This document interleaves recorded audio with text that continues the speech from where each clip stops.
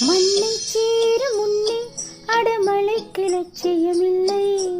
மண்ணை சேர்ந்த பின்னே அதன் சேவை தொடங்குமடி. உன்னை காண முன்னே இன்னுலகம் தொடங்கவில்லை.